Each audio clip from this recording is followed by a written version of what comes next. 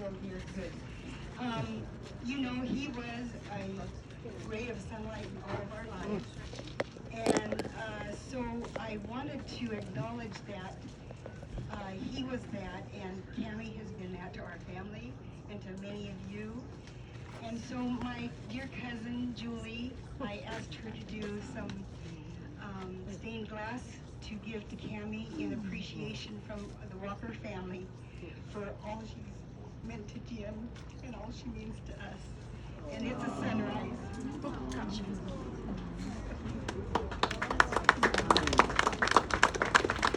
So I just want to say a heartfelt thank you to all of you for coming and for being a part of Jim's life.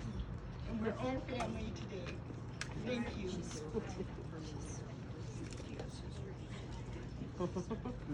Okay, who's next? My brother Dave. You didn't know. I don't know what I'm going to say. I just thank everybody for being here. And it's just been incredible life having Jim as my brother. We're only 14 months apart.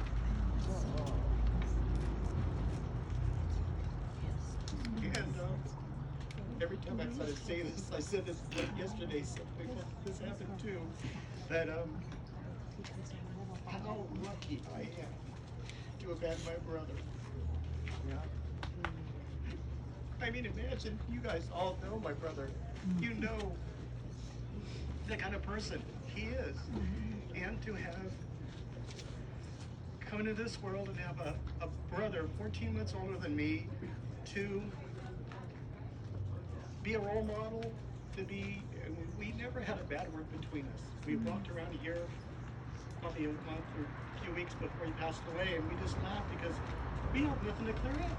60 plus years of being brothers, and there was nothing to say. I'm sorry for what happened in '79. You know?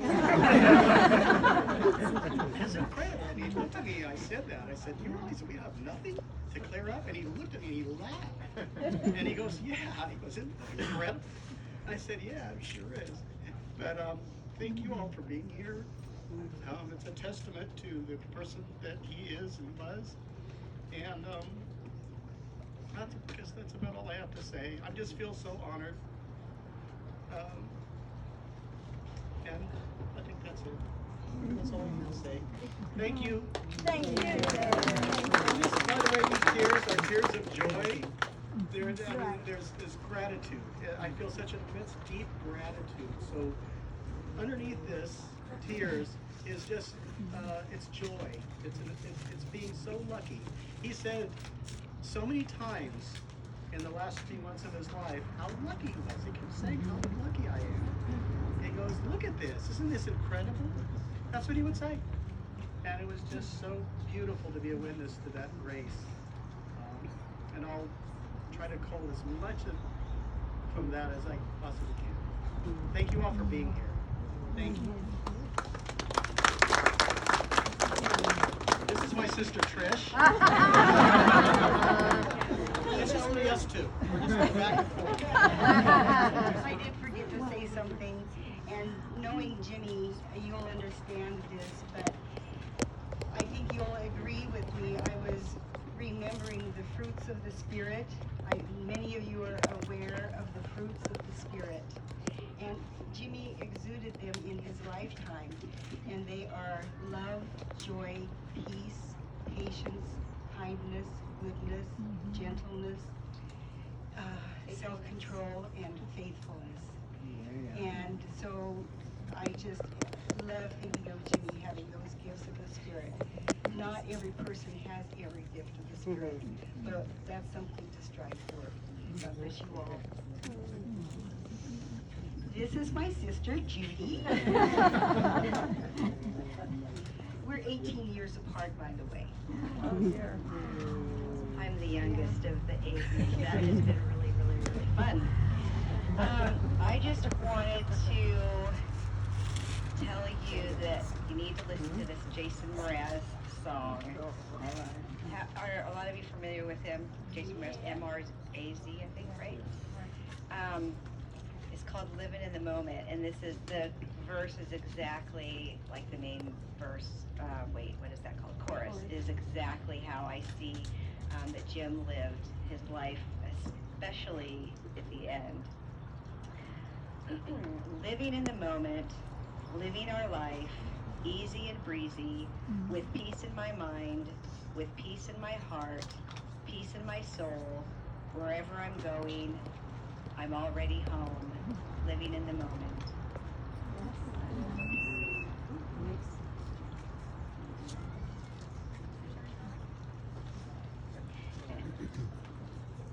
I'm his older brother Don, and I let everybody know.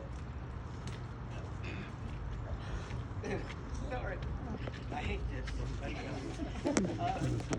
We're going to dedicate the Church 1 mile to we got a plaque being made, and that'll be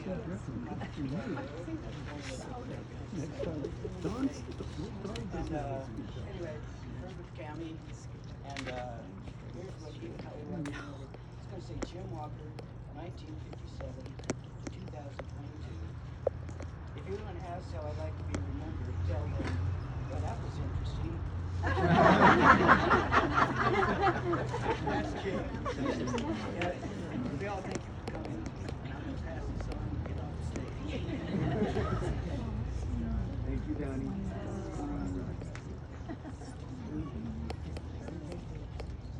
Does anybody have anything else that they'd like to share? Or We have a story? burrito for Shirley here. If you Shirley, your burrito's ready, Shirley.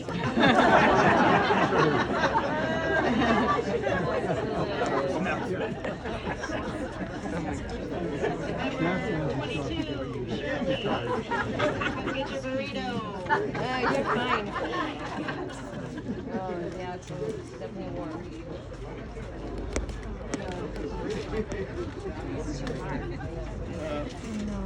I want to report an incident that happened last fall, probably before Jim even knew that he had this. And on Saturday mornings, I and a couple other people like Ann Schwab and Sandy Fisher and Val Wells, and my wife and I, we were all board members of Chico Bello back in the 70s when it started, early 80s, all through the 80s and 90s. And we were standing there after we finished our walk on a Saturday morning. And Jimmy Walker had been doing something, I don't know, probably running or walking. And he just came up to us. And we'd known him for years. He'd always been a great rider. And we'd known him as a council member, and Schwab was a mayor a couple times. We'd always known him. And he came up to us and he said, God, we're so lucky to have you people, to have this town be of people like you who would serve for so long and start Chico Bello. This was great. And then he just took off. He said, great, you were a great council member, and you were a great writer, and so on. And then he just turned around and left. And that was the kind of person that I think a lot of us will always remember Jimmy Walker being. He was always somebody who contributed to the community and wasn't afraid to express it. Made a deep impression on me.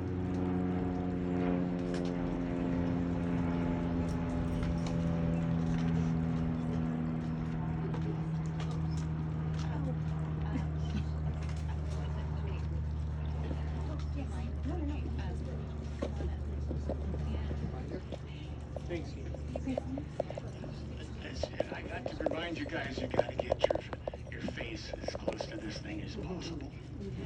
I'm here to give you an example of his sense of humor and his patience. Oh, I'm Nip Boys. And Jimmy and I graduated from the 3rd paramedic class 43 years ago. And I went, yeah, it was a little while. And it was a rather fun time. But I insisted on going to the big cities to get a lot of experience. And after about a year, I'd had enough.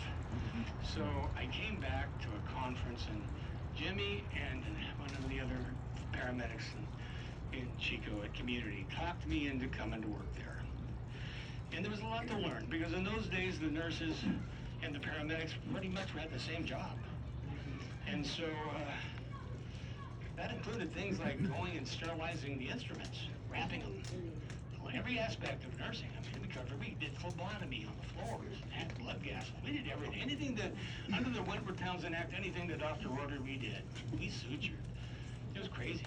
So, and some good work too, because we worked with plastic surgeons and they taught us too. So on one of those nights, one of those late nights, we folded equipment and we put everything we had in the sterilization unit into autoclave. And Jimmy was telling me how to do this, because I'm going to have to do this on my own. So I said, I've got this down, Jimmy. We're just going to wrap this up. We're going to stack it in. I'm going to throw the dial a few times, and I'm going to push a button or two, and we're done. And about 6 that morning,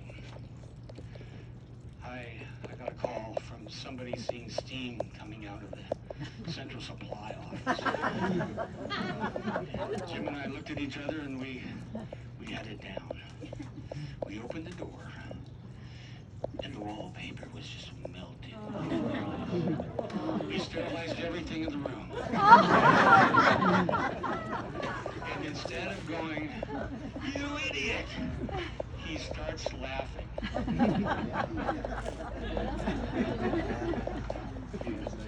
And his patience was just absolutely, he never mentioned it again, but believe me, I never screwed up again. It's just amazing, just an amazing guy.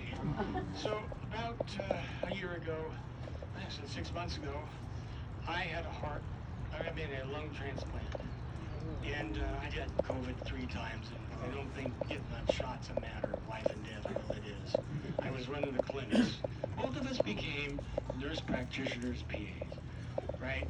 And so Mark and I and Jared, we all worked together. We worked with a couple of really great PAs over at the Glenn Medical Center.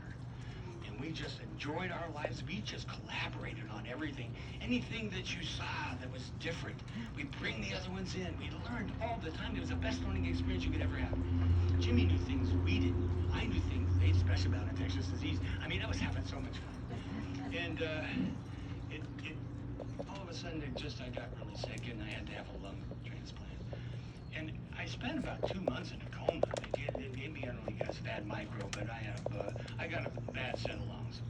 And I spent a lot of time having a lot of people worry about me. And Jimmy was one of those people, as soon as I could take phone calls, he was calling me. And he was calling me every week. And I was still sick as a dog, but I knew he was, and the energy that he sent me was absolutely critical for me at that time. And that's the optimism he has.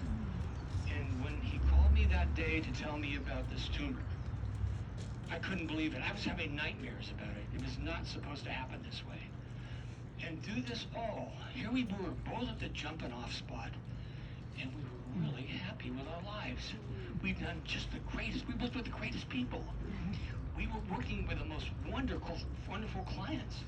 Our patients were a blast. Everything we did in our lives we were happy with, yet it still didn't seem quite right. I was comfortable with this. I told these doctors, let me die, let me die. They said, we can't do that. It would make us look bad. and Jimmy was there every Monday. I was to call him every Monday, or he would call me. And it was such a huge inspiration, and it was something to look forward to. And that's the kind of individual he was. He was your friend for life. And you just don't find that many people in your life that you're engaged with so well. And I mean, two big families that have come from both sides. But you all know who this guy was, and he was not a regular guy. And I didn't know if Chuck Healy would be here or not. He's his coach, he was his greatest coach. He just worshiped the ground that kid walked on. And he brought so much to so many people, Chuck did, but I didn't know if he could make it here or not. But I guess this has been kind of like one of his own kids. So I want to thank you all for coming to in Cami. And I just got to see so many wonderful people I haven't seen in a long time, so I have to mask up for Halloween. But I'm kind of susceptible I want to kiss people, I really do. So thank you very much.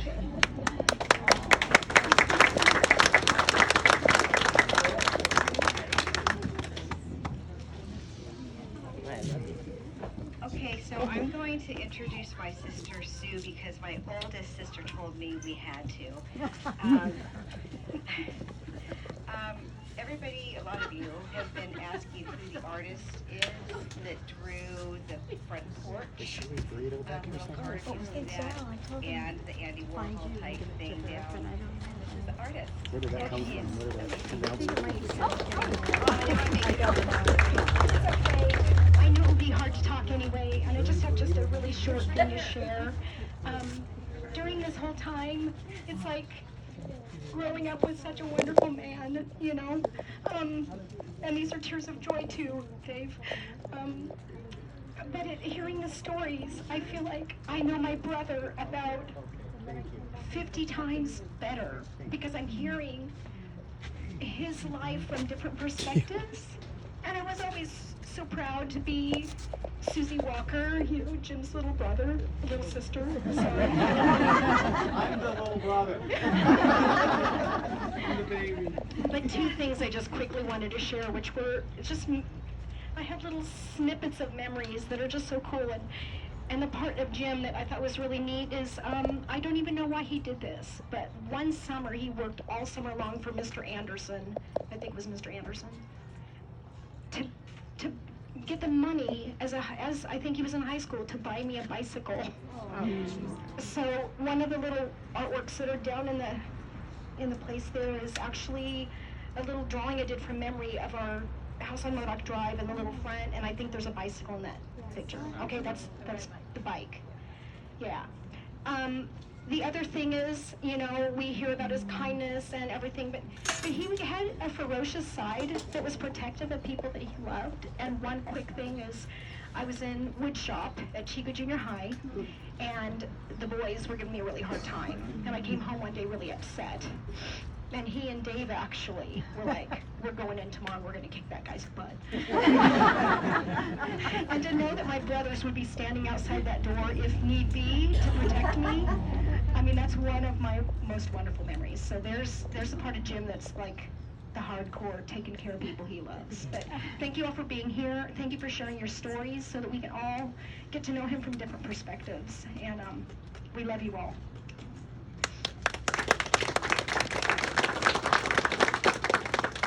For those of you that don't know me, I'm Glenn Dilly, and this is a quick story about Jimmy's caregiving. And this was when he was working over at the Garrison office off of Village Lane. Unfortunately for Jimmy, that was only 2 blocks from my mother, which he was taking care of in her waning years. And since it was so close and she was starting to suffer from dementia, anytime she felt wrong or something was a little off, she'd drive over to the office, just walk in and expect Jimmy to see her. So frequently I'd get a call from Jimmy saying, your mother's here, and we had to move her car because of the way she parked. It was blocking traffic. Maybe you should come down and fetch her. But he had such a kind heart that he squeezed her in every time she dropped by, which became almost weekly there towards the end. But and when you would go in and watch his caregiving to my mother and others, you realized that he loved what he did, and his kindness really showed through in his caring.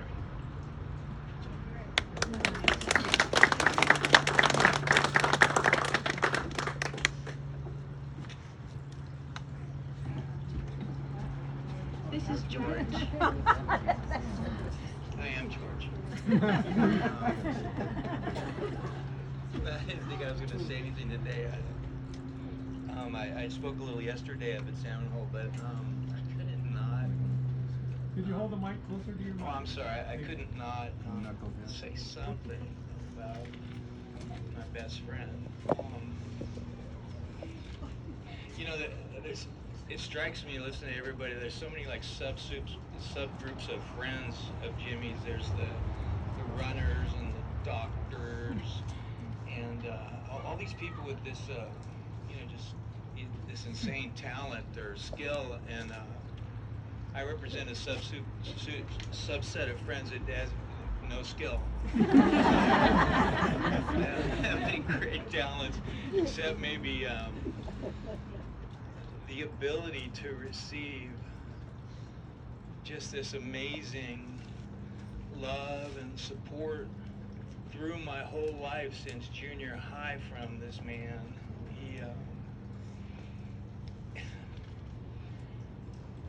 I mentioned this a little yesterday. He's kind of like my Swiss Army knife friend. He's like, he works on every level that I can connect to somebody. We totally connected with sports.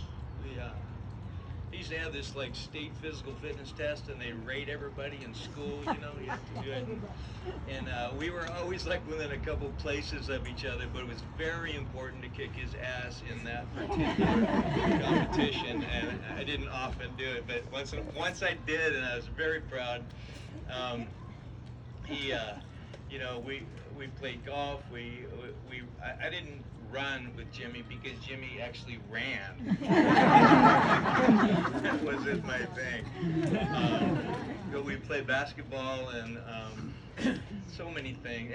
And you know, Jimmy, if you wanted to go deep with Jimmy, you could sit under some stars and really talk about life stuff. You know, the deep stuff that, you know, why are we here kind of stuff. And I mean, like the last couple months of his life, I mean, the guy's like reading Buddhist proverbs every night. Who does that? He's just a remarkable guy, and he made us all laugh. I was explaining yesterday that we were out on a trail somewhere, and he pulled out a bag of trail mix, and you know, instead of offering it up like a normal friend, he said, "Would you like to reach into my salty nutsack?"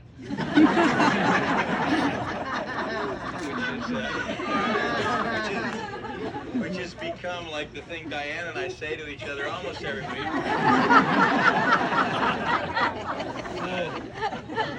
So, anyway, you know, he was that guy who'd always like turn a phrase and make you laugh on the stupidest shit. He'd make you laugh. Yeah. And you know, of all of the gifts Jimmy gave me, and there were impossible to recount them all. Well, let me recount one more while I'm here.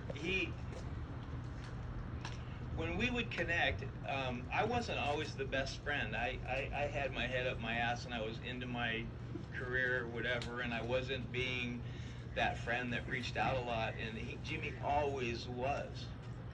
And he would always reach out to me, and when we'd reach out, he would find a way to work into the conversation something he knew about me that showed me he was paying attention. Like, you know, just something that he knew I was struggling with or whatever, and he just always found a way to give me those signs that he really loved me and he was really paying attention, you know. But anyway, this is a roundabout thing, right? The thing, one of the biggest gifts he's given me and Diane is right here. I mean, we live in Northern California because of a camping trip we took with Cammie and Jimmy and Diane and I, and it was just such a kind of a magical thing. We're just like looking at houses. And we moved up from Los Angeles, and you know, we live up here now, and the idea of spending the rest of our lives as this foursome was just like, God, how lucky are we? And now it's a threesome, and we're gonna make it the best threesome we can make.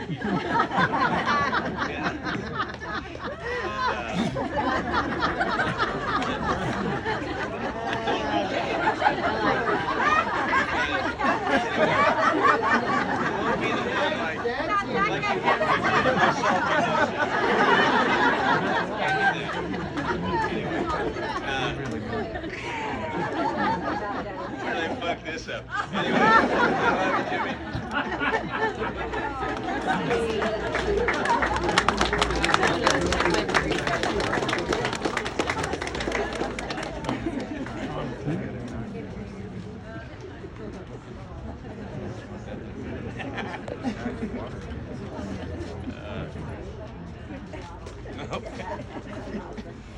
We need to talk.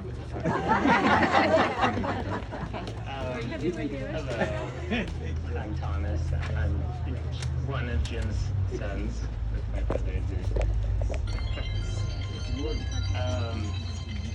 Yeah, I wanted to come up here somewhat selfishly, and also with my brother and with Cammy to just see who loves my dad.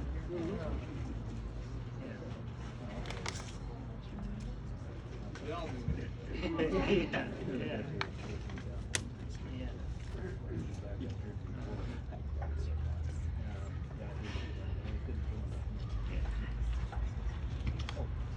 It's funny to be a child and to see that your parent has another life outside of you, and part of this, it feels great, but it also feels like I'm a tourist and part of my dad's life. I'll see faces that I've never seen before, or people who've only seen me when I'm, 5 years old. And it's really incredible just to see the impact, I think, that my dad, that I didn't even realize, because he's had a big impact on our lives, but to see how big of an impact he's had on everyone else. And just seeing everyone show up, I really just appreciate that, and just to see the impact, how many times can I say impact now, that he's had. And I appreciate you all coming out for this.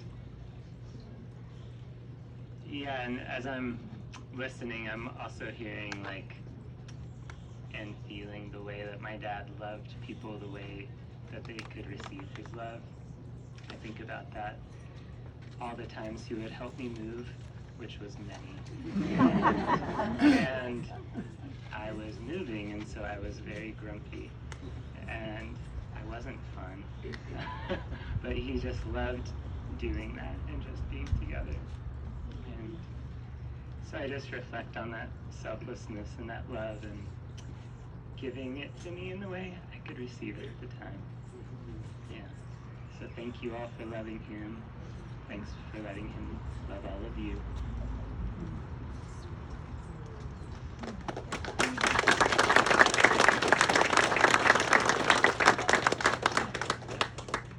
I have to say that these two guys, I'm extremely thankful for both of you.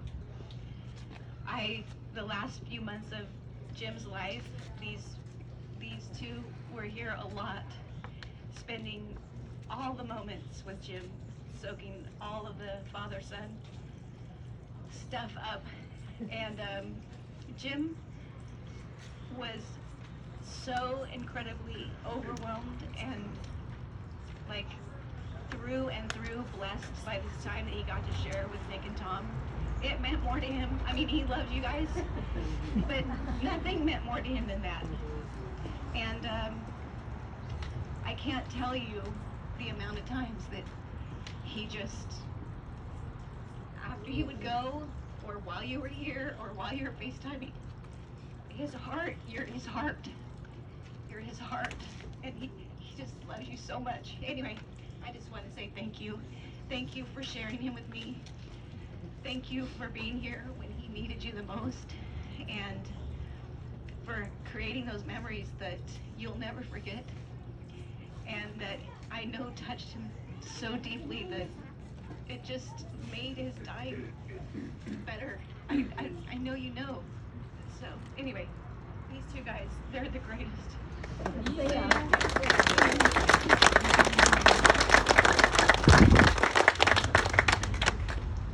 Sorry, and I just gotta give it back to Cammie real quick.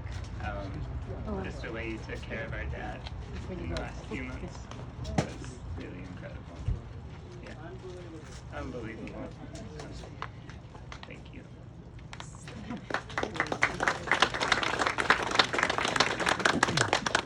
Hey everybody, 3 quick stories from happier times so we can put a smile on our face here. The punchline of the final joke is not politically correct, but it's Jim Walker, so here we go. The first one is, and this is for the running guys. You get a kick out of this one. It was early '90s. I was in good shape. I was training for a big race. Jimmy and I decided we would do a warm-up race in Donner Lake. So we went up there, and it was one of those early mornings in the summer, and it was butt cold. And I was very fit, getting ready to go do something, and he hadn't been training. And so we went out on the swim, and I never saw the guy again because, from what I heard, he almost drowned. You know, he swallowed half of Donner Lake, and so we finished the swim, and I didn't see him. We finished the bike, I didn't see him, and then, damn it, on the run, there he comes, and I'm thinking to myself, well, I'll just run him down. Yeah, that didn't work. So that was Donner Lake. The happier times are myself and Jim and John, wherever he is, were roommates in the late 70s at a place we called the Madrone Avenue Mansion up by the park. And if you're, you know, this is 21, 22, 23, and my reflection about that time is if you're thinking about all the bad things you did at 21, 22, 23, and all the dirt you have on your friends from those days, we don't really have any dirt on Jim. He was a good guy back then. He really was. He didn't do anything. I mean, the 1 or 2 things that he did, I'm not talking about, so here we go. But, you know, always a good ping pong player. So these are the 2 stories that he would tell people when we were together. The first one was he had gotten back from Mexico, and he had a bottle of, he was working nights at Enloe. And I was going to school during the days in Chico, and he brought a bottle of mezcal back from Mexico. So the ritual at 7 o'clock in the morning is he'd come home from work, I was getting ready to go to school, we'd have a couple of shots of mezcal. He'd go to bed, I'd go to Chico State. That's, you know, that's Chico State. That's one. The other one was we had for a short period of time, we had a roommate, and she was a piece of work. And she had a cat, and the cat's name was Zero. And it was really a pretty annoying cat, and this roommate wasn't around a whole lot. And so when it was just Jim and I at home, and when the cat was being annoying, he would pick up the cat, take it outside, and throw it up on the roof. Because there was one tree in the back, but the cat would have to go over the roof, down the tree, back around the front to get back in the house. And so I guess this was acceptable. This is what you did. And so one time, he had done that. He had thrown the cat up. He had taken Zero, taken him outside, thrown him up on the porch, on the roof. And right about the same time the roommate came home, the cat was running across the street and got hit by a truck and died. And I said to Jim, what do you think about that? He said, final score, truck 1, cat 0.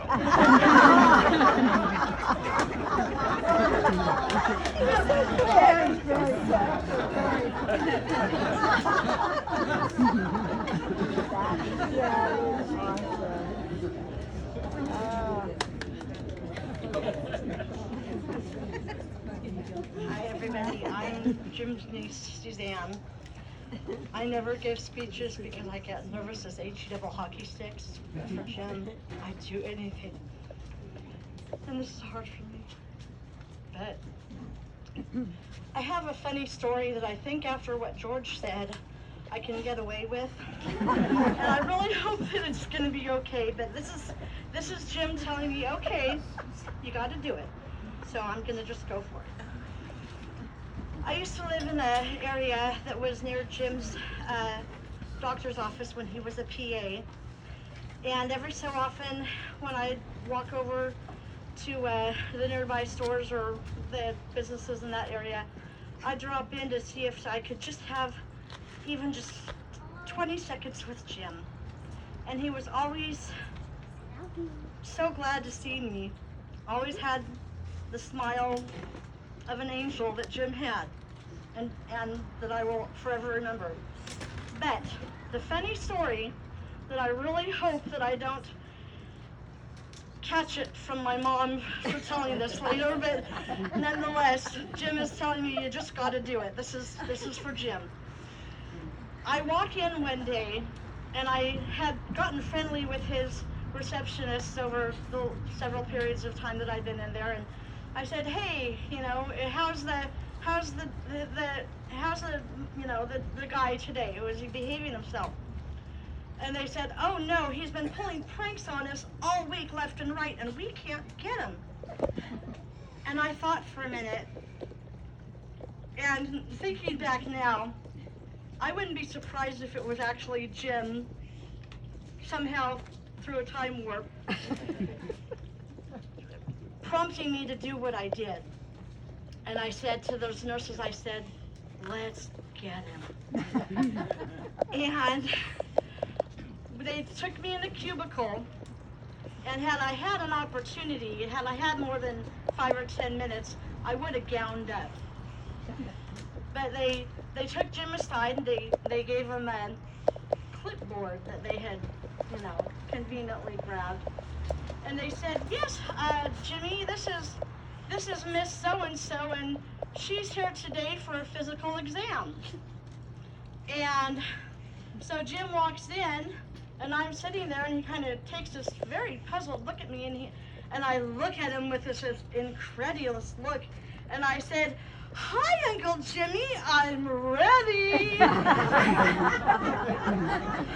And I swear, I will never forget the look of sheer horror that passed over Jim's face. And his nurses and I sat there, and we were rolling.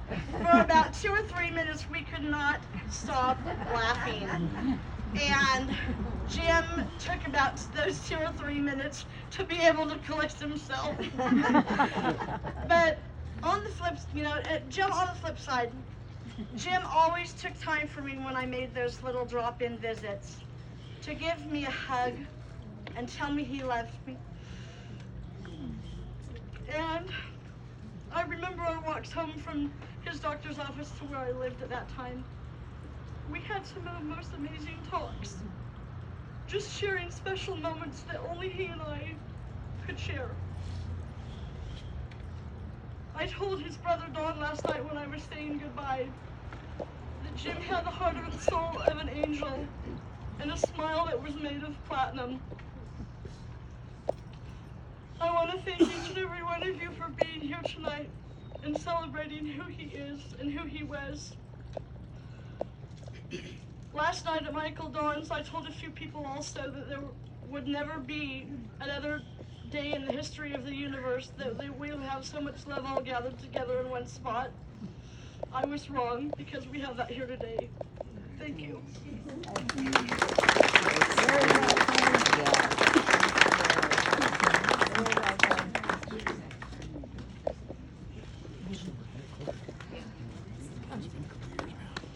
I need some support here. So Tony, this is Tony. If I could have my fellow original A-team members up here, please. Oh dear, hold on.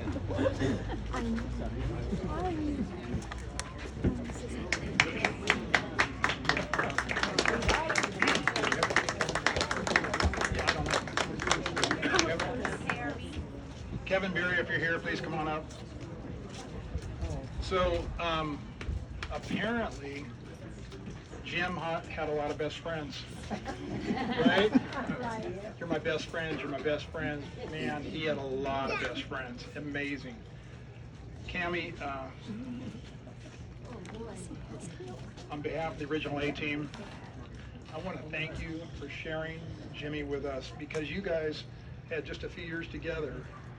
And on Saturday morning, whenever he could make it, he'd come run with us. And then we'd usually go have breakfast after. But Jimmy said, I want to go home and have breakfast with Cammie. And he did every time. We also want to thank you for sharing him with Dana and myself. Dana will talk a little bit later about our golf outings on Wednesday, one of his few days off, but he really cherished that. I want to thank you for sharing that. It means the world to us.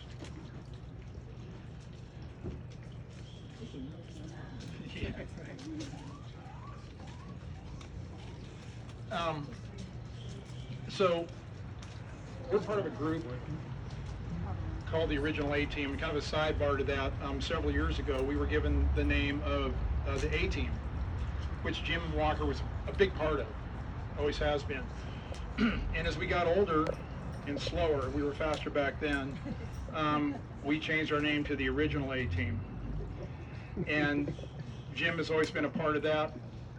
We have ran this race in Tahoe Relays, for about 13 years together. And Jim Walker has been a part of that team every year. This year was the first year that he could not run with us, but we decided as a group to have some shirts made. Some of you have seen them right here, and on the right side it says Captain Jim. Jim is our captain from here till we can't run Tahoe Relays anymore. And the Original A-Team, and on the back is a beautiful picture of one of the races that we won our age group in, and Jimmy is right there with us. So we love Jimmy for that. I can't thank him enough. Thanks, Tom. For being with us. Now I'm going to pass it on to Dana, who's going to say a couple words here. I'm going to try. A little bit ago, I was talking with Nick and Tom over here, and I told him, I said, you know, your dad was my best friend. And I said, you're going to hear that from a lot of people. Anyway, the last couple of years before Jimmy passed, Tony and Jim and I would go golfing every Wednesday. And Jim was, there was a sharp contrast between him and Tony on how they dealt with a bad shot. Let's just put it that way. And if Jim hit a bad shot, he would say, shoot, you know, and then just go about it. I won't tell it, but Tony had to get a new set of clubs. Let's just put it that way. Anyway, we just had a great time, and then afterwards we would sit out and have something to eat and have a beer and watch the people teeing off on the 1st and 10th tee boxes, and kind of feeling a little bit better about our games after watching them tee off. Anyway, Jim was just a huge part of all of our lives for many, many years, and I can't speak as eloquently as Cammie and the rest of you have about what kind of a person he was. I think we all know he was just incredibly wonderful, and we'll miss him.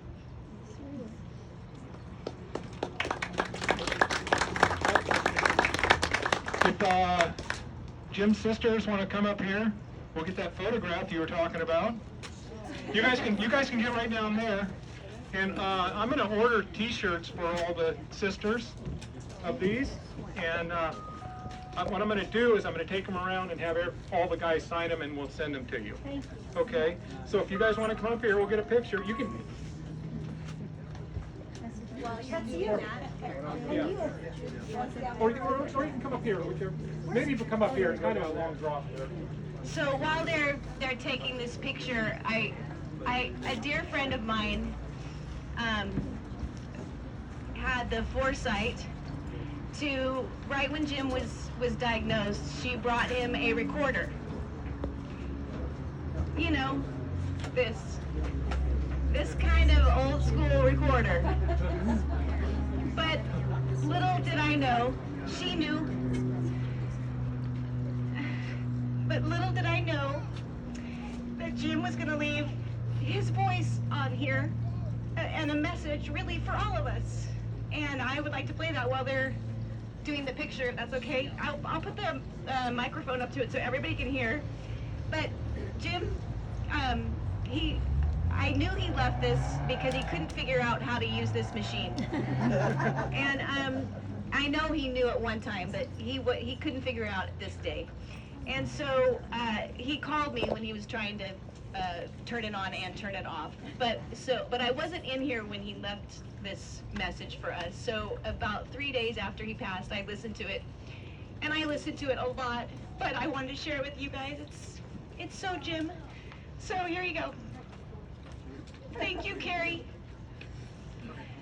I don't know if you're here, but Carrie, thank you. You could have done this after No. I thought I'd do it while you guys picked up.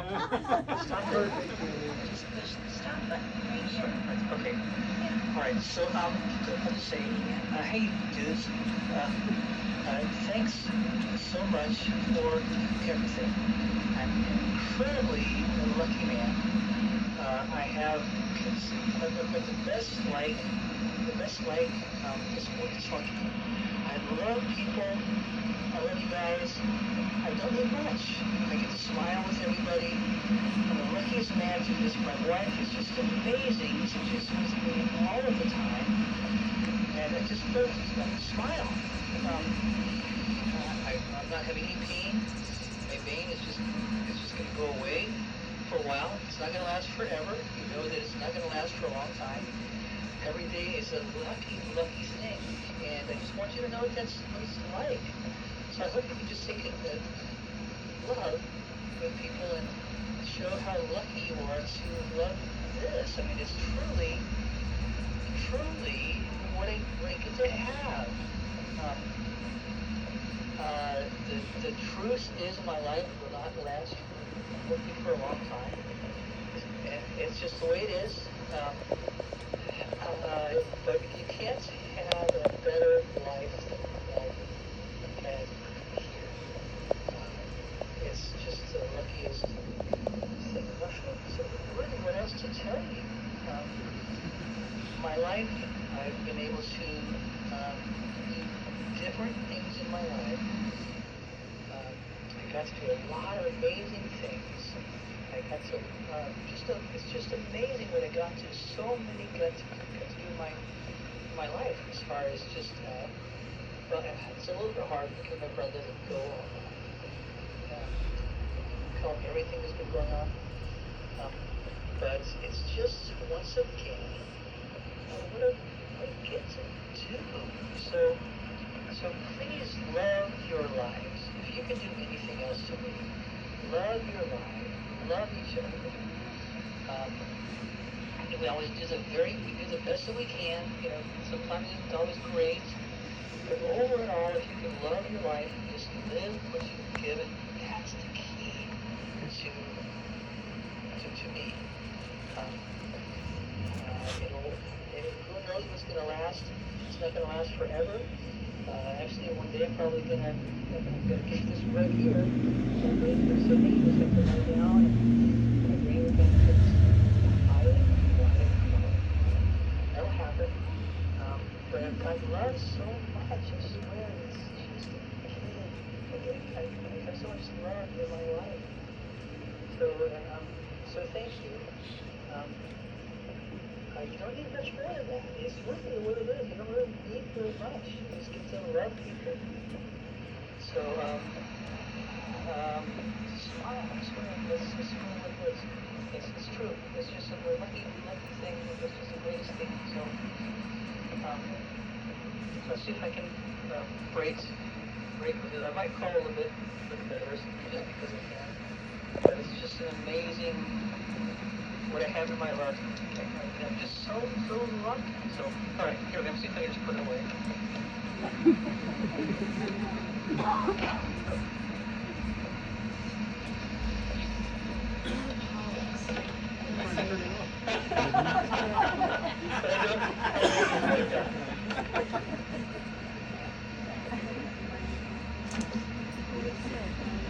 Thanks, sweetheart.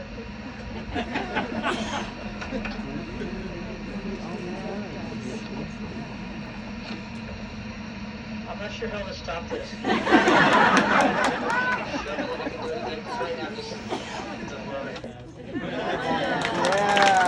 bravo.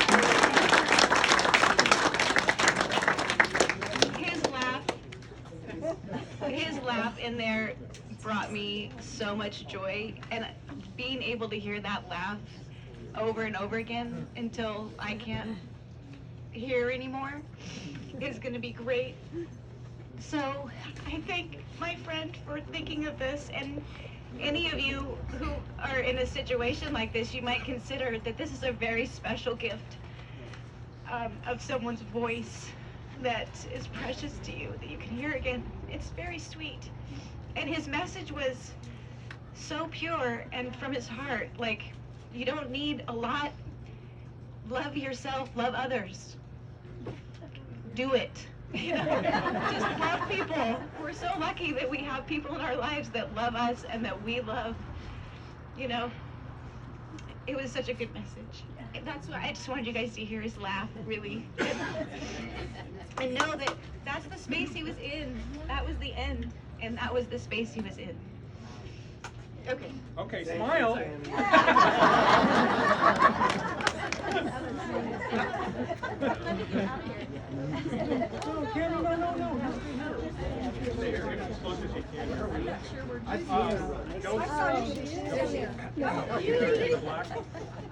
Two of them in the black. She missed her. All right. And everybody knows we should be down there looking up, not have the double chin, but. I feel so tall. So did Jimmy. You know what's so special about that? If you look down at the vines, they're nothing but hearts. Oh, morning glory. Let me cry again. There it is. Okay. All right. Thank you. You done? I think so. Okay.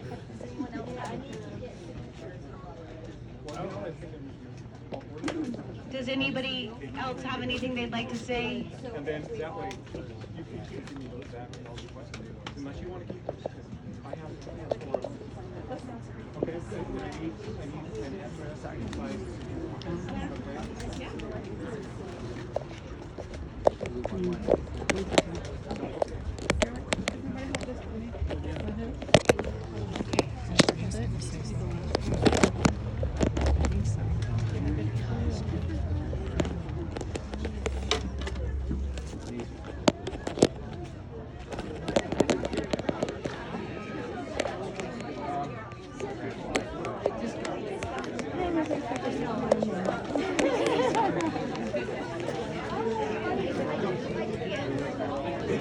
All right, we have one more lovely soul wants to share a story.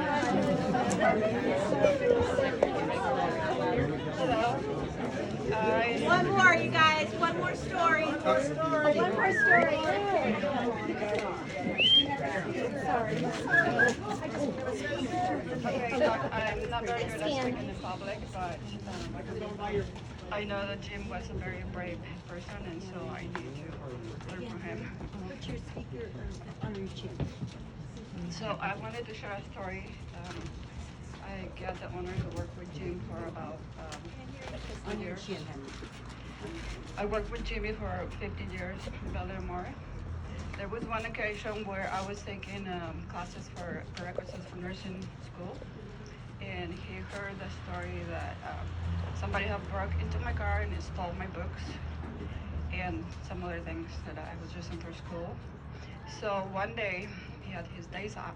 On his day off, he came to work, left an envelope with some money for me with no name. He gave it to registration, but I did find out it was him. And in that envelope with some money, he had a note that said, "This all happened to me in the past and somebody helped me out, so I'm just paying it forward." And I wanted to share that story because I know, we all know that he was a very kind man, that every opportunity he had to help somebody, he didn't think twice. And I just wanted to share that with all of you guys. I know there's many stories, but I want to share that as well. And ever since he did that for me, I keep my eye open to opportunities that I can have to continue to pay it forward. So, thank you.